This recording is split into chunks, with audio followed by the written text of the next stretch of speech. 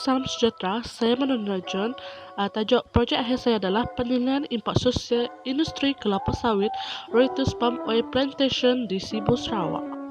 Agenda projek yang pertama adalah pengenalan SIA. Yang pertama adalah faedah, yang kedua adalah kategori SIA. Yang kedua adalah kaedah penglibatan awam dalam membantu projek. Yang pertama adalah melalui selidik, yang kedua adalah melalui temu bual bersama pakar. Yang ketiga adalah proses SIA. Yang pertama adalah screening, kedua adalah scoping, ketiga adalah jangkaan impak. Projek akhir yang keempat adalah pengenalan, sorotan, metodologi, dan dapatan kajian. Dalam pengenalan SIA ialah membantu dalam proses membuat keputusan yang berkesan dalam menguruskan isu-isu sosial yang terhasil daripada pemprosesan kelapa sawit di kilang Ritus Palm Oil Plantation Sibu, Sarawak. Faedah SIA yang pertama adalah penerimaan penduduk di rumah panjang yang berdekatan kilang sawit Ritus Palm Oil Plantation Sibu, Sarawak, iaitu membuka peluang pekerjaan kepada komuniti yang tinggal di sana. Kemudian memudahkan lagi urusan jual beli kelapa sawit.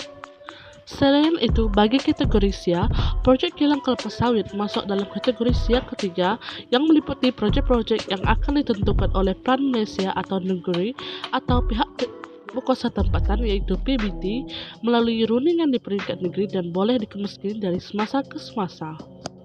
Kaedah penglibatan awam dalam SIA yaitu melalui swaslidik. Kaedah ini digunakan ialah kaedah swaslidik untuk mendapatkan data dan maklumat terperinci berkaitan isu-isu serta mendapatkan pandangan dan persepsi berkenaan dengan persoalan yang akan diajukan di dalam borang swaslidik tentang isu-isu yang terjadi di kilang sawit Ritus Palm Oil Plantation di Sibu, Sarawak.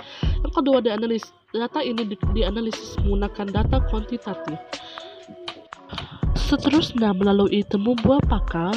Yang pertama ia memberikan peluang kepada kumpulan berkepentingan untuk menyuarakan pendapat. Yang kedua adalah mendapatkan input pakar dalam isu yang berkaitan dengan kilang kelapa sawit. Terdapat 3 proses penilaian impak sosial. Yang pertama adalah proses screening. Tujuan screening adalah untuk menentukan sama ada laporan SIA perlu disediakan bagi sesuatu projek pembangunan. Ianya juga bertujuan untuk menentukan kategori SIA. Bagi projek akhir ini adalah kategori 3. Yang kedua adalah proses scoping. Ianya yang mengenai pasti secara awalan berkaitan dengan projek kilang kelapa sawit di Ritus Palm Oil Sibu, Sarawak. Yang kedua adalah mengenai pasti pihak kepentingan yang terlibat. Yang ketiga adalah mengenai pasti metodologi dan kaji selidik yang digunakan. Yang ketiga proses adalah jangkaan impak. Jangkaan impak hasil daripada projek kilang kelapa sawit memberikan impak negatif dan impak positif yang baik kepada komuniti yang tinggal berdekatan dengan kilang Ritus Plantation Sibu, Sarawak. Yang kedua, kaji selidik dijalankan bagi melihat impak negatif dan impak positif serta cadangan langkah terhadap projek kilang kelapa sawit di Ritus Palm Oil Sibu, Sarawak juga.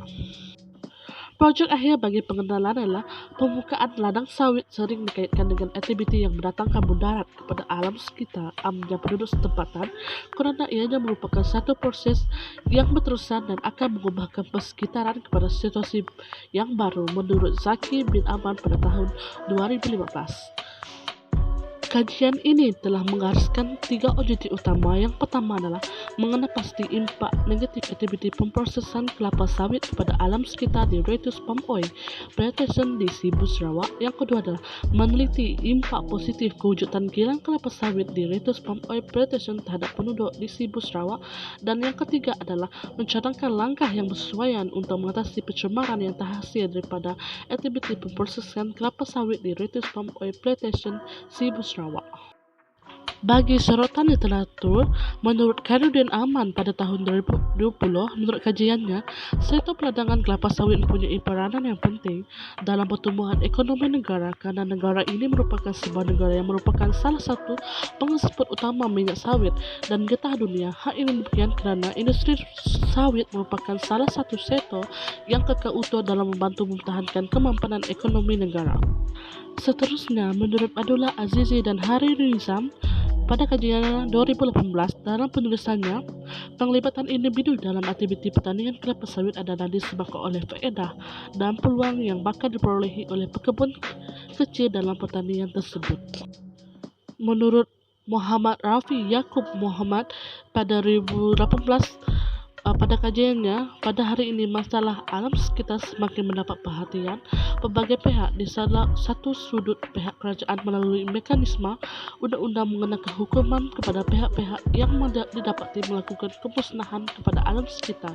Di satu sudut lain, pihak penanyaan semakin sedar bahawa aktiviti yang mereka jalankan perlulah mesra alam. Terdapat 3 metodologi kajian. Yang pertama adalah swasidik. Sebanyak 60 laporan swasidik telah dikembalikan responden serta seramai 7 orang pakar bagi membantu menambahkan pendapat mengenai kajian ini. Borang swasidik banyak membantu untuk meliti dan memahami penilaian impak sosial yang difokuskan kepada projek kelapa sawit. Kaedah kedua adalah kaedah analisis deskriptif. Analisis deskriptif merupakan sebuah kaedah yang digunakan mengutip data dengan membuat penelitian yang penuh mengenai kajian dengan menggabungkan pendekatan kuantitatif bagi mengamalkan secara sistematik dan jelas berkenaan dengan kebenaran fakta data yang diperolehi oleh pengkaji. Kaedah ketiga adalah kaedah kuantitatif, iaitu kaedah digunakan dalam pengutipan data ialah kaedah kuantitatif adalah berasaskan dengan intensive research yang secara umum berbentuk deduktif yang memerlukan saiz persimpulan besar dan berupa untuk menunjukkan tahap penerimaan anggota komuniti terhadap suatu isu atau cadangan yang dikemukakan berkaitan dengan kelapa sawit. Objektif kajian dapat pertama adalah mengenal pasti impak negatif aktiviti pemprosesan kelapa sawit kepada alam sekitar di Ritus Palm Oil Plantation di Sibu Sarawak. Impak negatif yang pertama adalah meningkatkan lagi pencemaran air. Yang kedua adalah pelepasan gas rumah hijau dari kilang kelapa sawit. Yang ketiga adalah suhu persekitaran menjadi lebih panas. Yang keempat adalah memusnahkan kehidupan akuatik. Yang kelima adalah menyebabkan pencemaran bau di sekitar kilang Ritus Palm Oil Plantation Sibu Sarawak. Di dalam graf dapat kita lihat itu dua impak negatif yang sangat setuju yang mempunyai peratusan yang tertinggi, iaitu pelepasan gas hijau dari kilang kelapa sawit dengan memusnahkan kehidupan akuatik. Rata-rata bagi peratusan kedua-duanya adalah mempunyai peratusan yang sama, iaitu 50% daripada sangat setuju. Menurut pendapat pakar iaitu Nasir Hasim pada 2020, beliau mengatakan bahawa perebutan sisa organik dari kilang kelapa sawit secara anaerobik oleh bakteria tanpa oksigen menghasilkan gas metana yang merupakan gas rumah hijau yang jauh lebih kuat berbanding dengan CO2, iaitu memberikan impak negatif kepada penduduk yang tinggal berdekatan dengan kilang kelapa sawit Ritus Palm Oil Plantation Sibu Sarawak. Selain itu, objektif kajian dapatan kedua iaitu meneliti impak positif kewujudan kilang kelapa sawit di Ritus Palm Oil Plantation terhadap penduduk di Sibu Sarawak. Terdapat 5 impak positif, iaitu yang pertama iaitu membuka peluang pekerjaan kepada penduduk. Yang kedua adalah memudahkan urusan jual beli kelapa sawit. Yang ketiga adalah menyediakan pusat khidmat latihan dan kemahiran dalam pemprosesan kelapa sawit.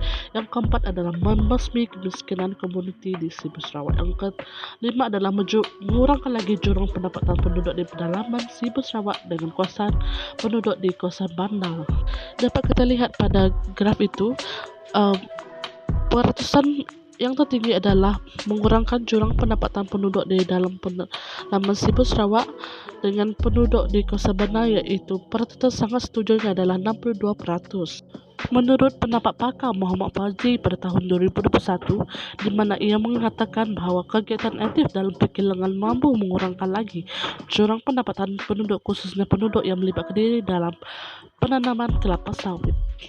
Seterusnya, objektif kajian dapatan ketiga iaitu mencadangkan langkah yang bersesuaian untuk mengatasi pencemaran yang terhasil daripada aktiviti pemprosesan kelapa sawit di Ritus Palm Oil Plantation di Sibu Sarawak. Langkah yang pertama adalah peralihan teknologi industri yang lebih mesra alam dan tidak mencemarkan alam sekitar. Yang kedua adalah memproseskan sisa toksik sebelum disalurkan ke dalam sungai. Yang ketiga adalah menguatkuasakan lagi undang-undang dengan langkah penguatkuasaan yang lebih ketat. Yang keempat adalah pemasangan sistem penapisan asap pada serobong kilang kelapa sawit. Yang kelima adalah mengadakan research dan development R&D untuk menguruskan sisa pepecah. Jika kita lihat dalam graf adalah menguatkuasakan undang-undang dengan langkah penguatkuasaan yang lebih ketat menunjukkan peratusan yang tertinggi, iaitu 62%. Menurut kajian Long Sok Keng pada tahun 2011 dalam menangani pencemaran kilang kelapa sawit, satu atap khusus premis kawal kilang kelapa sawit perkenakan atap kuliti alam sekitar 1977 adalah menjadi kemestian kepada kilang kelapa sawit untuk mengadakan rawatan sisa efluen dan juga pemantauan asap yang dikeluarkan oleh kilang. Kesimpulannya, penanaman kelapa sawit di Ritus Palm Oil Plantation Sibu Sarawak mendatangkan impak positif kepada penduduk tempatan dan negara karena ia meningkatkan lagi ekonomi negara serta memberikan peluang kepada masyarakat bersama-sama menerima manfaat dan peningkatan pendapatan melebihi paras kemiskinan melalui pekerjaan dan perniagaan. Namun demikian, kewujudan kilang kelapa sawit mendatangkan impak negatif kepada manusia dan juga alam sekitar.